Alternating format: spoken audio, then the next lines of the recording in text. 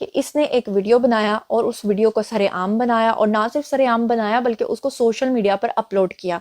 उस वीडियो में वो जनरल बाजवा के पोस्टर को जूते मारता दिखाई दे रहा है और कहता है कि हमारे मुल्क की बदनामी की, हमारा मुल्क खा गया, ये कर दिया, वो कर दिया।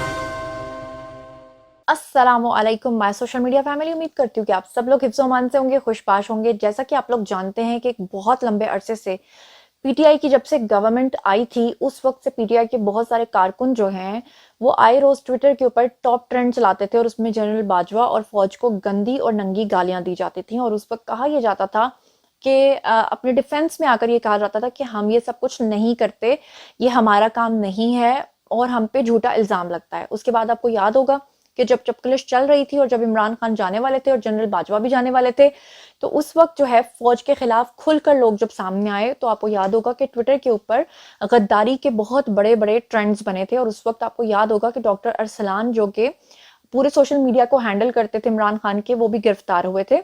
और उस वक्त आपको याद होगा कि जब तहकीकात हुई थी तो ये पता चला था कि जो सोशल मीडिया के ऊपर इतनी एक्टिव फोर्स है जो एकदम से गालियां निकालने के लिए आती है, दरअसल वो हकीकत में लोग नहीं है, बल्कि वो लोग हैं जो रोबोटिक सिस्टम के थ्रू इन चीज़ों को कंट्रोल करते हैं। उस वक्त जब हम ये बात करते थे, हमारे ऊपर बहुत ज़्यादा तनकीद होती थी, हमें झूठा कहा जाता था और कहा जाता था कि इस बात में कोई भी सदाकत नहीं है। अब ऐसी सूरत हाल में मैं आपको बता दूं कि पिछले दिनों एक मुहिम चलाई गई थी ताकि जनरल बाजवा जो हैं उनको बहुत ज़्यादा बदनाम किया जाए। वैसे तो जनरल बाजवा ने कुछ इस तरह के काम किए कि उनके ऊपर तनकीद हो। तनकीद करना हर एक का जायज़ हक होता है, मगर इसका मतलब ये नहीं होता कि आप बदतमीजी की तमाम हदें पार कर जाएं। और ऐसा ही किया एक और शख्स ने, जो कि पीटीआई का बहुत बड़ा कारकुन और सपोर्टर निकला।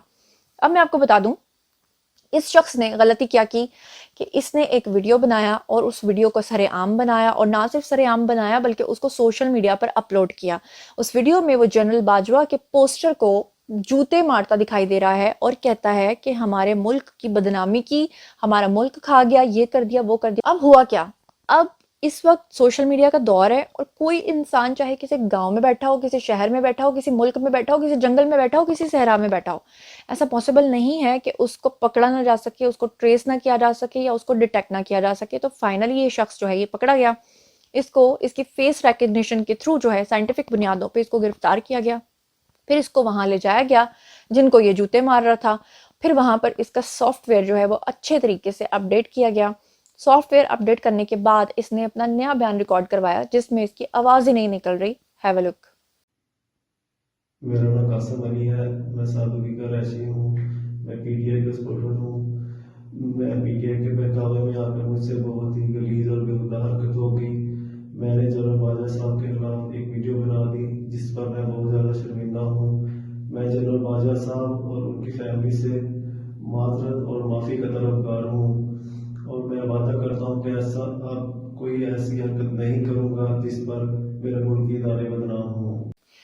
जी तो जनाब, आप लोगों ने सुना कि ये शख्स क्या कह रहा है। उसके बाद मैं आपको बताती हूँ कि इस शख्स की आइडेंटिटी क्या है, और लोग अभी भी बाज नहीं आ रहे। अभी भी उसके कमेंट सेक्शन में बहुत ही गंदे किस्म के कमेंट्स हैं जो मैं अभी आपको रीड करके बताऊंगी। लेकिन पहले मैं आपको बता देती हूँ कि ये जो शख्स है इसने खुद, जैसा कि बताया है वीडियो में, कि ये पीटीआई का कारकुन था, और इसने बताया है कि कासिम अली इसका नाम था, बल्कि है।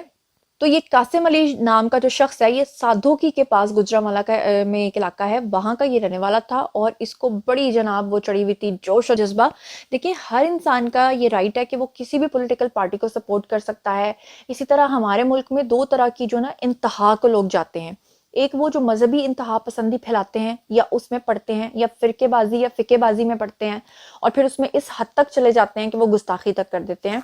और बाज दफा जो लोग हैं वो ये सब कुछ तो करते करते हैं, दूसरा जो है वो सियासत के ऊपर आकर लोग इस हद तक करते हैं। मैं हमेशा एक मिसाल देती हूँ कि पिछले दिनों इस तरह की मिसालें सामने आई कि एक पार्टी दूसरी पार्टी के घर गई, दोनों ने एक दूसरे के बच्चों को पसंद किया, रिश्ता तय हो गया। लेकिन जब बाद में ये पता चला कि आप तो उस पार्टी को सपोर्ट करते हैं, हम तो इस पार्टी को करते हैं, तो बाकायदा उनको बदतमीजी करके अपने घर से निकाल दिया गया महज इस बात पे कि आप उस पार्टी को सपोर्ट क्यों करते हैं। ये बड़ी हैरान कुन बात है कि लोगों में बर्दाश्त का जो मादा है वो बिल्कुल खत्म हो गया है।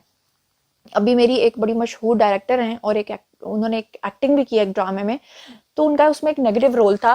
तो वो कहते हैं कि जब मैं शॉपिंग करने के लिए गया तो वहां शॉपिंग के दौरान जो शॉपकीपर था वो उनके साथ बहसबाजी करना शुरू हो गया। कि आपने उस ड्रामे में वो फलां के साथ अच्छा नहीं किया, तो उन्होंने उसको फिर एहसास दिलाया कि होश के नाखून लो, वो एक ड्रामा है, ड्रामे को ड्रामे के तौर पे लो, उसमें मेरा एक कैरेक्टर है, इट डजेंट मीन कि तुम मुझे रियल लाइफ में वो समझना शुरू कर दो। फिर जाके कहीं वो शख्स जो है वो पुरसुकून हुआ। तो मतलब हमारे लोग जो है वो फैंटेसी की दुनिया से बाहर ही नहीं निकलते। इस बारे में आप लोगों का क्या ख्याल है, जरूर बताइए कमेंट सेक्शन में। और बताइए कि क्या इस तरह का सॉफ्टवेयर जो है वो अपडेट होना सही है या नहीं है।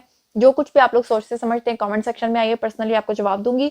मजीद खबरें, व्लॉग्स, इंटरव्यूज और सियासत जानने के लिए मेरे साथ कनेक्टेड रहना हरगिज़ मत भूलिएगा। चैनल को सब्सक्राइब कर लीजिएगा। अपना बहुत ख्याल रखिएगा। अल्लाह ने के बाद।